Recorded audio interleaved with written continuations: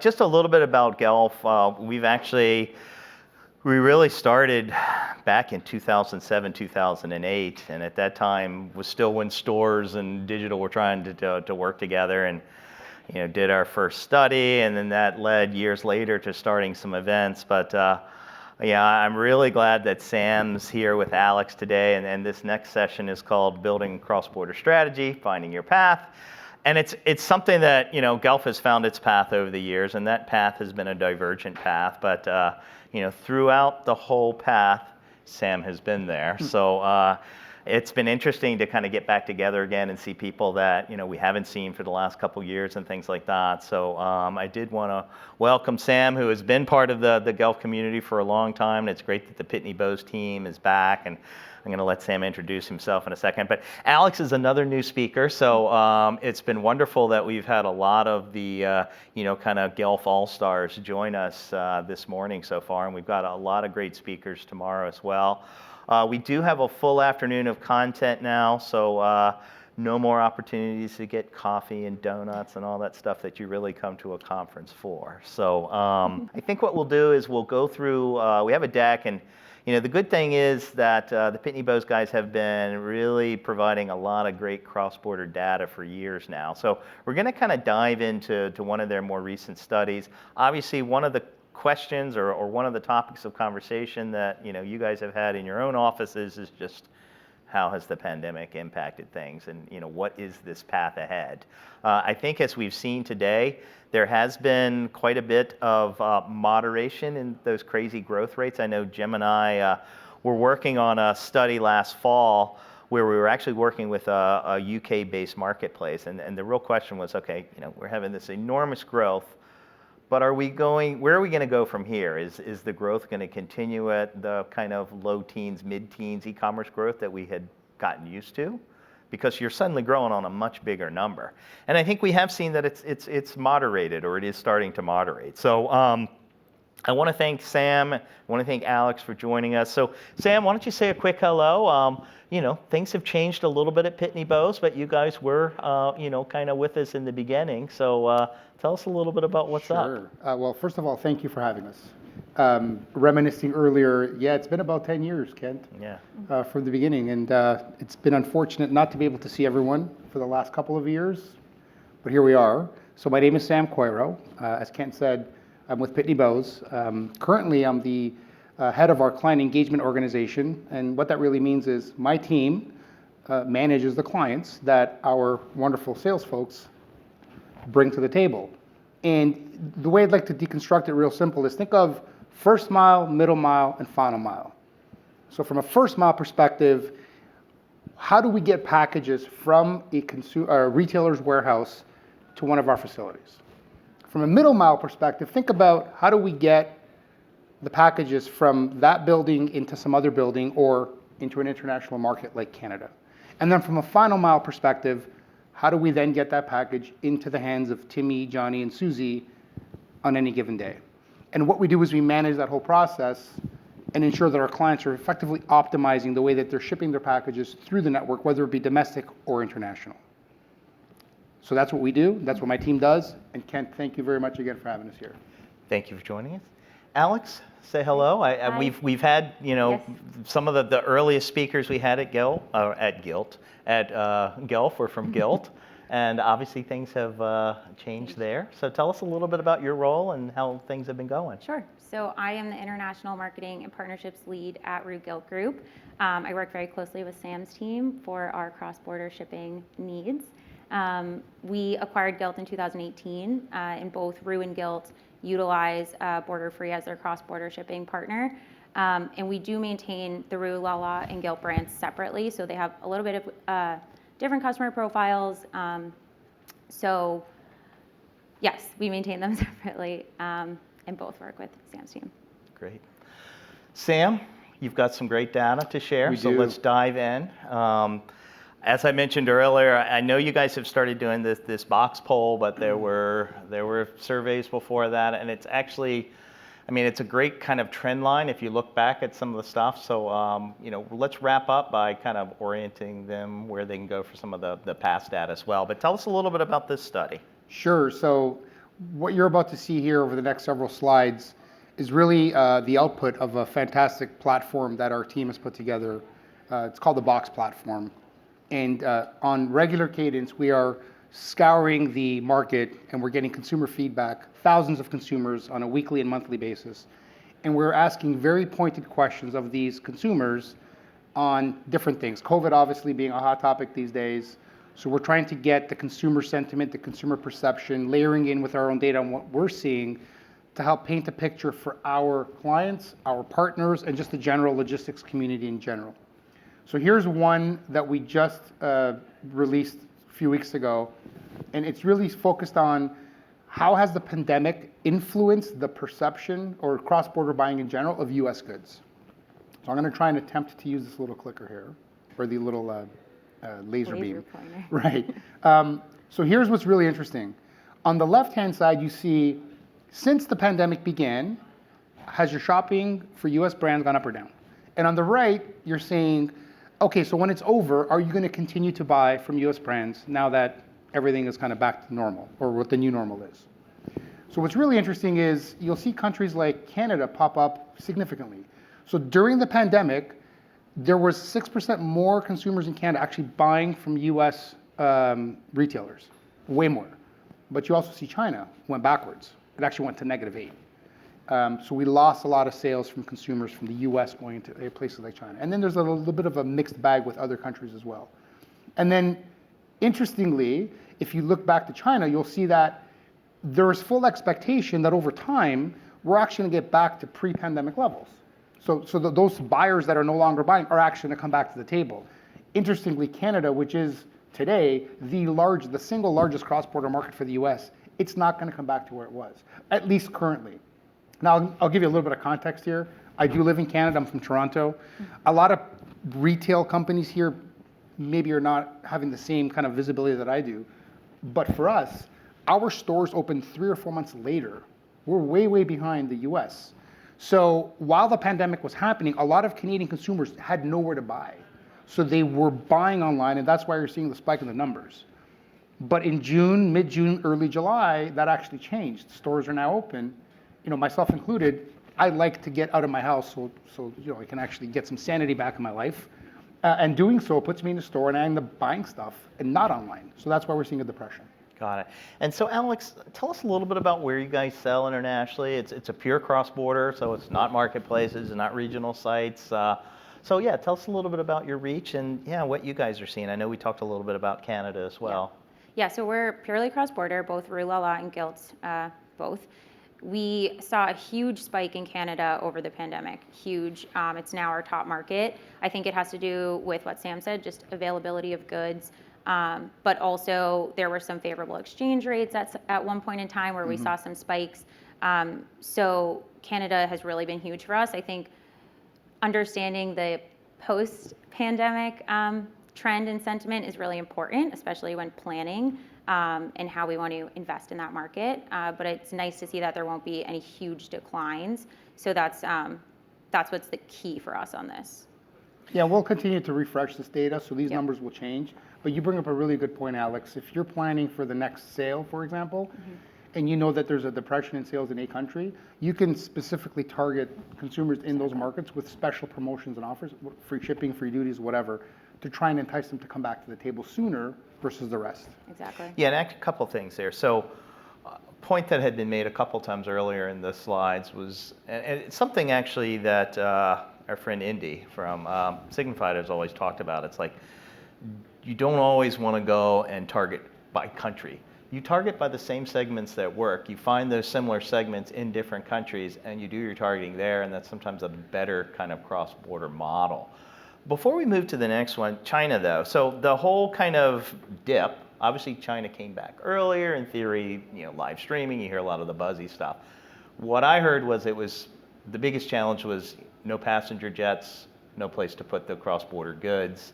So was it a capacity constraint, or was it just a lack of demand? I don't know if you guys picked up on that data or not from China. A small perspective I have, capacity definitely was one equipment, but there's also a perception issue or sentiment issue that seems to be waning away now. but there was definitely a period of contention. Let's just call it political contention that, it just put people in different seats. Yeah, there was a trade war before pandemic. We kind of listen, talked about like I said, that. I live in Canada. I went through the trade war. It's brutal. Right. And if you look at sentiment for Canada to the U.S. a year ago, it was way, way worse than it is now. Yeah. Right? So we will be talking about Section 321. I don't know if that's something that you want to bring up now, but Section 321 is a way that people are bringing goods into the U.S., but they're bringing them through Canada and then across the border, which gets around some of the kind of trade restrictions and things like that were left over. But let's go to the next slide. And what do we have here? Okay, this is interesting as well. So in the same spirit of understanding, what is the preference now for U.S. brands? I'll be really quick here. What's really, really positive is, on average, there was really, really good sentiment across these major markets, China, Canada, South Korea, France, and so on, in terms of positivity towards U.S. brands. The negativity is actually below 10%. What's really interesting here is we did the exact same study about 5 or 6 months previous to this, and the numbers have improved. So where we're seeing 50-ish% favorability now, Kent, it was 40% in January. So we've seen a very, very good uptick, in the first half of the year. And then secondarily, on the negativity towards U.S. brands, it went from 12% to about 8 or 9%. So it's actually trending in the right way. So we're seeing more people happy, less people sad, hence the faces. Yeah. But it's really, really good. And I think you've been seeing some similarities? Yep, definitely similar. I think just the comfortability with people making cross-border transactions is really important. Also for us, we would use this data to help validate some of our forecasting for 2022. So we know that if we're forecasting growth, it's nice to have this as a supplementary data point to show that the sentiment is still positive. So you guys sell in Australia, right? Have you seen some changes in Australia, pre-post pandemic, or just in general? And we'll get to the de minimis change here in a second. We've definitely seen growth since the pandemic. We've seen some pretty significant growth. I think it's our second highest growth market behind Canada during or post-pandemic. So that's great. And then, Sam, you might be able to articulate the de minimis a little bit better than me. Sure. So de minimis, I'm sure you all know what it is, but just in case. Primer time, we're on camera, yes. So if you're shipping goods, let's say into Canada, the Canadian government says, hey, look, if you're going to ship anything below a certain dollar threshold, I'm not going to charge you any duties on this good. But if it goes below that threshold, you're going to pay, and you're going to pay dearly. In Canada, as an example, it used to be around $25, $26. Now it's about $150, which is fantastic, because now companies like Gilt can actually sell a $100 item, and the buyer is not going to have to actually pay any duty. So that actually leads to more conversion. And it's great for promotions and so Exactly. on. So in Australia, there was a little bit of an e-commerce change, I think it was last year or just before, where the Australian government started basically implementing a 10% surtax on anything coming into the country. So we, from a broad base of clients, we did see a decline in sales going to that part of the world. But you made another excellent point, sales and promotions. So what a lot of the merchants did is they offered to subsidize shipping or duties to offset. So they're willing to take a little bit less margin, Kent, in exchange for keeping that volume flowing into the country. Okay. Right. Yeah, from our perspective, as long as we're running profitable promotions, we've been testing. Got it. Yeah. Got it. And so what do we do to make the Germans happy? That's a unique market. Unless it's a BMW or an Audi or something like that, they're not happy. All right, so that's general. A pay now later. That's for another pretty much. All right, let's check out the next one. Okay. This one is I love this slide and I love this data. Oh, by the way, all of the Box platform data is free online. You can just go to pb.boxpol.com. You can sign up. You can see all the present and historical data. And even if you want to ask a question and have a poll sent out to thousands of consumers, we'll do it for you. So anyway, this slide is really interesting. So what we try to understand here is, okay, so if you do buy from a US brand, how often do you buy and how frequently do you buy, or do you not buy at all? And what I like here is let's just go right to the top. So let's talk about China. Remember a few slides ago, we talked about the fact that sentiment during COVID for China went down, but I want to share a different statistics with you, a different data point. 25%. What this means is Well, let's actually start to the right, never. So 55% of Chinese consumers just never want to buy from the US, period. So let's not even go there. But when you do get them, they will actually buy many, many times every month. And if you actually look, they're like, oh, sorry, Kent, I'm blasting you with this thing. Number one, they will literally buy over and over and over. So the trick is, target that consumer, find that consumer, get them into your portfolio. They will buy from you. The data proves it. And then you have a smaller subset that will basically buy once per month. Canada is kind of the same thing. Canada's a little bit different though. You certainly have the repeat buyers, but what we find with Canadian consumers is they actually like to vary who they buy from. They want to try different brands. You got to remember, 80% of the Canadian population lives within 200 miles of the US border. So we see every TV commercial, every radio advertisement we hear. I mean, we see all the commercials, we see all the brands, and the data proves it. They're going to go and buy. Oh, I'll buy from this retailer this month and this one that month. They're going to buy, but it's a little bit harder to get them to convert on a frequent basis. And I think you're seeing similar patterns in your data as well. Yep, we're seeing that. Canada specifically for TV. So we have TV commercials, and we do see a lot of one and dones coming in from Canada who have seen our TV commercials, which is also interesting. I think for us, the way that we look at this, instead of looking at it in terms of repeat by country, we're looking at the repeat rate by the marketing channel. So where are these customers coming in from? How are they coming to our site? And we see much stronger trends there than we do by country. So we do see them by country, and this data is obviously helpful when thinking through that. But we definitely see high intent one-time buyers versus repeat buyers coming in through different marketing channels. So more of our acquisition in getting people to site. So a little bit different interpretation of it, but along the same vein. And it goes without saying, the toughest nut to crack here are the French. They just don't like to buy from the US. They don't like to do it frequently. And the data shows that almost 70% of them they don't have an affinity at all towards buying US-centric brands. When they do buy, it's basically a one and done, and very, very, very, very few repeat shoppers. Alex, do you guys have much business in South Korea? We do. South Korea used to be our top market. Very popular for certain jewelry and luxe brands.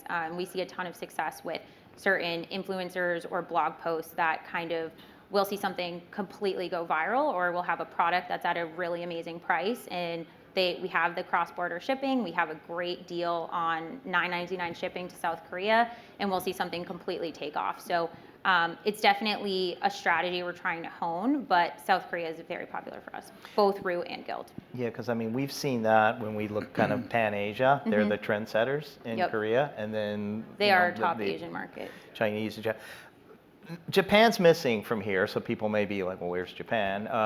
Anybody that's been to these events knows that Japan sometimes operates as its own, quite literally, it's its own island, and that extends to e-commerce. Any reasons why you guys don't look at the data in Japan? Well, we certainly do have the data. It just didn't make the cut here for the top 6 or 7. But it's in the top 20-ish or so. But not to the same extent as these countries are seeing. So these are the hotspots. These are the hotspots right now, yeah. The cross-border 7, that's what we'll call you got it it. from now on. Okay, let's check. All right. All right, so pops in demand. So tell us a little bit about this, because so as you've seen in some of the other data slides, and I think we've got some more tomorrow. Traditionally, fashion apparel has been by far the #1 cross-border category. Interestingly enough, I've started to see different data on health and beauty, which had always been, kind of the second category. So ties in nicely with what you guys are doing. So this is talking about maybe demand pops that you might not normally think about. So walk us through this data. Sure. This is, really interesting to look at. And I'm just going to hit some of the highlights. When you think about it, and when you hear what I'm going to say, it actually makes sense. But obviously seeing the data to validate it, like, wow, okay. So toys and hobbies, Australia. Australia, like Canada, went through a really extended lockdown. And in fact, they're still, at a higher degree of being locked down than other countries. So people are home. It naturally gravitating towards, what do you do at home with your kids? What do you do at home to kill the time, pass the time? You're going to gravitate towards toys and hobbies. So we were definitely seeing spikes for those types of commodities going into that market. Again, it makes sense intuitively, but it's always good to see the data behind it. Footwear is interesting as well. We're not really seeing a lot of dress shoes. We're seeing more sneakers, flip-flops, comfortable shoes for things like around the house. Again, really interesting. Whereas, previously I would see a lot of higher end, like nice shoes, like wedding shoes, whatever you want to call them. And now we're still seeing those, but not to the same extent as other types of footwear. Auto parts, again, similar to toys. What does dad do when he's home? He's going to work on his 1967 Chevy. So he needs auto parts. And we definitely see spikes of those types of products going into Canada. Especially because in Canada, again, a lot of American muscle cars, right? So you're getting a lot of American muscle car parts through various, e-com platforms or various vendors in the US. Jewelry as well. I mean, people at home wanting to just look good. So despite the fact that they're not going to social things, they still want to feel and look good. And they're buying jewelry. From here up. Exactly, pretty much, especially for the Zooms. Well, I was wondering, is that all the Skypes and the Zooms and the team meetings. Germany, let's not even talk about them because they're doing nothing. And then home goods is interesting. I mean, espresso machines. We talked about patio furniture earlier. It's just exploding because people they've got their oasis at home. They can't go anywhere, so they're trying to make the best of it. Got it. And they're literally buying little gadgets and things that they can use in their home, and the data is showing. It's showing up in the data. So I know you guys had pulled back on some home goods. Any kind of takeaways from this? And again, when I saw pops in demand, it's like, oh, we're going to talk about flash sales. But yeah, well, we are a flash sale company, right. so you can check us out, both Rue and Gilt. We don't ship furniture cross border. We can't logistically do it profitably, and it becomes very challenging. So we do sell home goods like espresso makers, KitchenAid mixers, things like that. And we actually realized that the heavier products in the home, mostly from home, we were not able to subsidize a shipping promotion for them. So we do have $9.99 shipping or $15 shipping to most countries, and we removed home goods from those promotions because we were losing money. And so even though we removed them from our promotions, we did not see a huge decline in our living category, how we're going to describe it here. Because the demand was still there, which I thought was a really interesting learning because we were expecting to see a little bit of a downtrend, but not nearly as significant as we thought. So Sam, I don't know if you've got a crystal ball or anything like that. I'm guessing that we're not going to be selling toy submarines to the French cross-border. Probably not, but no. Any pops that you guys might see in your crystal ball coming? Well, I'll speak to Canada for a second. So in Canada, winter's coming, big ski season. We talked about this yesterday. The pandemic in terms of lockdown is pretty loose now, so people are out. Mm-hmm. So we're definitely expecting to see the sport category, specifically outdoor sports, specifically winter outdoor sport, it's going to pop. And then, if you look at the southern hemisphere, kind of the opposite, there'll be in their summer when we're in our winter. So we expect the same to happen in those markets where, obviously not skis, but, golfing and water sports based and field sports based and so on. So we definitely expect pops in those categories. Got it. Are you guys planning for any kind of new adventurous pops in the near future? Our merchandising strategy definitely is prepared for the seasons, but I think an interesting thing is that we were just talking about weddings and the shoes and everything. Our merch teams are actually definitely telling the story more towards going out and getting back out there and getting ready to buy new shoes, new dresses, your outerwear, but not only your outerwear for walking to the store, but also your nice coats and showing that in a really visual way to inspire the customer. So we're definitely leaning more into the story of you don't just need something for your house, you need it for your everyday life because now you're getting back to it. And look, it goes without saying, fashion is not on this, but fashion definitely continues to be number one, and you're 100% correct. Yep. Yeah. I like this slide, but we got to go. I know. All right. Okay. All right. This interesting. Look, when you're shipping cross-border to other markets, you always have to understand, or you need to work with a partner that understands what's going on outside of your country. Brexit's a good example that popped up, recently. And what we did here is we wanted to understand, in general, has Brexit actually had an impact on U.S. brands? And you would intuitively think no, because, you're not shipping from the UK, you're shipping to the UK, but actually it did have an impact on U.S. brands. And there's a number of reasons. remember, Brexit put all the political kind of wahoo behind it. At the root of it, you have a bunch of core English individuals that wanted to kind of basically be very patriotic. And they wanted to rein the UK or England, in from the EU. Well, by doing that, think about the type of consumer you have in that market. You have a consumer that wants to buy local. They want to buy made in England. They don't want to buy made in the US. Okay, so it's not, again, the data supports it, but it's interesting to see that. So we weren't expecting it, but it did happen. And I'll give you an example. We talked about this the other day. I read an article, I think on Thursday or Friday of last week, of a salmon producer in Ireland who basically said that it is cheaper for me to now ship salmon to the United States instead of just down the road to the UK. And he has decided, I'm not selling salmon to the UK anymore. It's insane. All of the red tape and the paperwork and the tariffs and fees that they've imposed as part of Brexit has effectively shut his business down, going literally 100 kilometers south. And now it's cheaper to fly 5,000 kilometers to the east. Insane.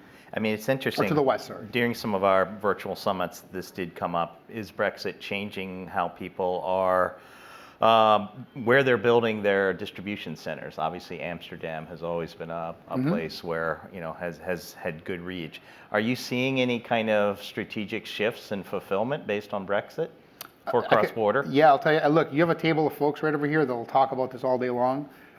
So avoid these guys. Yeah, but I will tell you that the answer is yes. There's many companies are looking at exit strategies from the UK, and they're looking to reposition their fulfillment centers or their 3PL centers or whatever the case may be in other countries. Netherlands definitely is one that popped up. We talked a little bit about Ireland today. I'm not hearing too much about Ireland yet.